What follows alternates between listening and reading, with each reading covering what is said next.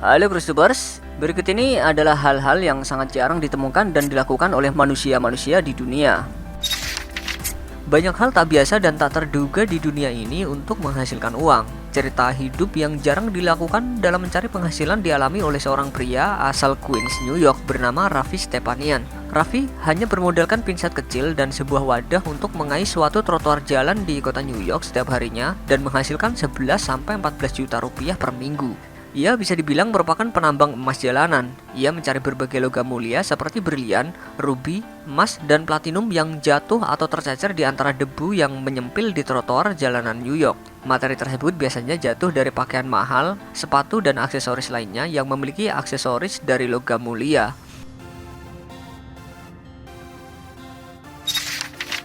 Seorang perempuan asal negara bagian New York, Amerika Serikat, membuat banyak orang tercengang lantaran kemampuan berbicaranya yang cepat dan akurat tanpa lidah terpleset sekalipun. I told you, Charlie, I come from Lisa, located just 2 blocks from my mother, Northern Boulevard of 57th Street in Queens, and would have delivered the car as promised with the right price with easy finance. My refuge and my fortune, my God in whom I trust. Refuge and my fortune, my God in whom I trust. Wanita yang bernama Fran Capo ini adalah pemegang rekor dunia sebagai manusia tercepat dalam berbicara.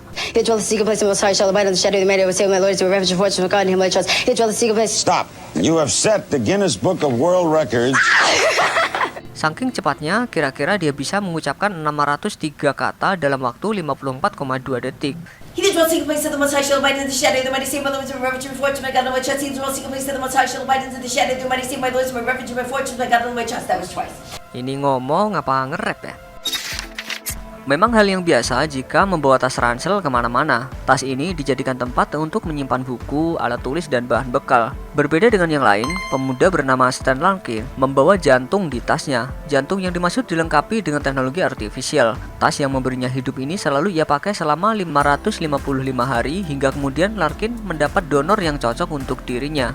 Jantung buatan ini diinisiasikan untuk membantu Larkin agar bisa hidup lebih lama sambil menunggu donor kala itu. Para pelayat dibuat terkejut dengan lelucon seorang pria Irlandia di hari pemakamannya. Pasalnya, pria yang meninggal ini membuat sebuah rekaman untuk teman-teman dan keluarganya saat di pemakaman. Kesedihan yang biasa kita lihat dan alami di pemakaman berubah total di pemakaman yang satu ini. Diketahui pria ini sudah menderita kanker selama 3 tahun terakhir. Makanya dia mungkin udah siap banget jika harus tutup usia dan membuat lelucon itu. Hello? Let me get fucking back in here. Akhirnya semua orang di pemakamannya pada tertawa saat tahu kalau itu cuma rekaman. Seorang pria 90 tahun bernama Lonnie Holloway yang berasal dari Amerika Serikat bikin heran banyak orang. Pasalnya, jika pemakaman secara umum kita akan melihat peti mati, tapi di pemakaman Holloway kita akan melihat mobil klasik yang dijadikan peti matinya. Ini merupakan keinginan terakhir sang penggila mobil Pontiac Catalina 1973 yang diwujudkan oleh keluarga dan anggota komunitasnya. Mobil ini dikuburkan bersama senjata yang juga merupakan benda kesayangan Holloway. Mobil beserta Holloway kemudian dicor dengan beton untuk menghindari pencurian. Presiden merupakan kepala pemerintahan tertinggi. Dari pengertian tersebut sudah dapat dibayangkan bahwa kehidupan seorang presiden tentulah sangat terjamin dengan berbagai fasilitas mumpuni yang dimilikinya dan tentu dengan gaji yang tak sedikit. Namun hal tersebut tidaklah berlaku untuk salah seorang mantan presiden dari Uruguay. Beliaulah Jose Mujica. Saat masih menjabat, beliau dinobatkan sebagai presiden termiskin di dunia. Bahkan, Mujica menolak tinggal di istana. Beliau juga menyumbangkan sekitar 90% gaji bulanannya untuk amal. Padahal saat menjadi presiden, Mujica digaji sekitar 163,7 juta rupiah. Pria bernama Angus Barbieri asal Skotlandia ini tadinya memiliki permasalahan bobot tubuh yang mengalami obesitas, di mana ia pernah memiliki berat tubuh hingga 206 kg. Seperti kebanyakan orang yang tidak nyaman dan tidak percaya diri ketika beratnya naik, untuk menurunkan bobot tubuhnya, pria ini pun memutuskan untuk melakukan diet ketat. Tak tanggung-tanggung, selama lebih dari 1 tahun, tepatnya 382 hari, ia tidak melahap makanan padat, namun mendapatkan energi dari suplemen yang ia konsumsi. Tapi sekarang, lihat nih, bentuk badannya berubah total ya. Sebuah keluarga di India berhasil memecahkan rekor dunia Guinness World Record sebagai keluarga dengan anggota albino terbanyak, di mana ke-8 anggota keluarganya yang terdiri dari orang tua dan juga 6 anak mengalami kelainan genetik. Sekilas mereka terlihat seperti keluarga Eropa, namun pasangan Rasa Taripulan dan istrinya Mani berdarah India asli. Sebagai albino, mereka memiliki beberapa kelemahan yang sama. Selain tidak jelas ketika melihat, mereka juga tak bisa berlama-lama di bawah terik matahari.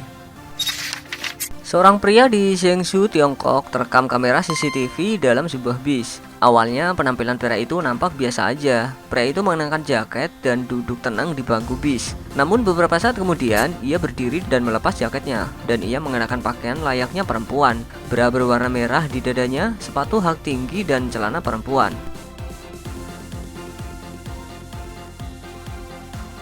Rupanya pria tersebut memang sudah lama berpakaian layaknya wanita. Hal ini diketahui ketika teman-teman pria itu bilang kepada wartawan bahwa ia telah ditinggal istrinya yang sudah meninggal. Sang pria mulai mengenakan pakaian wanita itu sebagai cara untuk merasa lebih dekat dengan mendiang istrinya.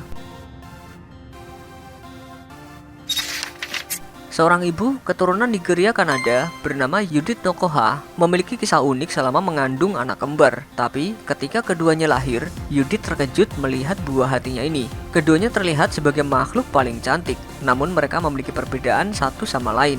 Anak lakinya, Kamis, memiliki kulit yang cenderung gelap serta memiliki warna rambut dan mata yang gelap juga. Berbeda dengan kembarannya, Haji, yang memiliki kulit putih dengan rambut ikal berwarna kuning keemasan.